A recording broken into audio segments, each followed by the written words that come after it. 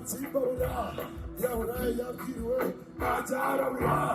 ese ni biratisa tukabifata neza ntacyo gasashije ubwiza una natema mawiye avumi wangu aera muganawe akunda sinza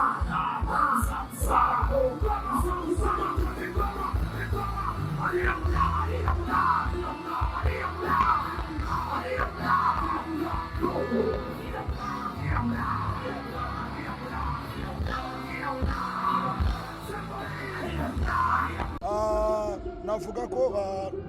ntabwo buriya turatangira gukora ibintu birenze kuko yewe kwishyushya ariko nanone ingoma afite abakunzi benshi cyane ku buryo natabyita nkaho nari ndi kwishyushya twari turi kwishimishanya turi gushimishanya turi gususurutsanya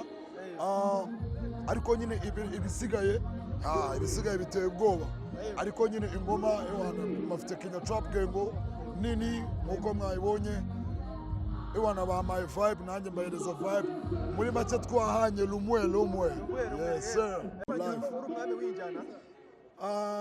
sinzi injyana iyo ariyo ariko nyine ndi mu bafunze mu bantu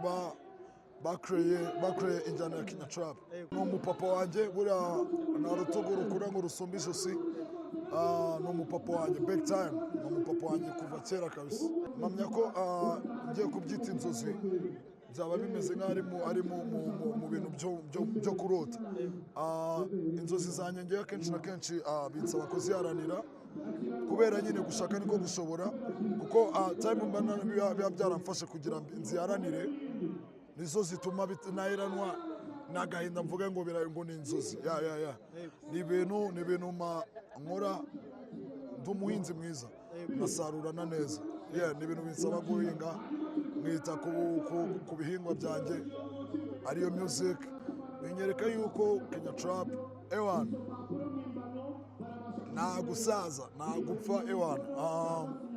Kenya Trap iracyari kuvuka nicyo kintu babinyeretse kuko niba uba wabirebye neza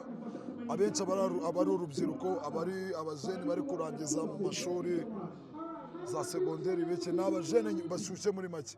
binyereka yuko Kenya Trap iracyari n'indi myaka 100 iri imbere nabyatanje kuko ngewe iyo mfite performance bira ntabwo nita ku myenda kuko ntabwo ndi umu fashion designer nita ku ijwi ryanjye umuziki uburyo ndibube nitwara mwitaho muri rusange kuko nkoresha imbaraga kugira ibintu byanjye mbikore neza kwambaraho ni ukuvuga ati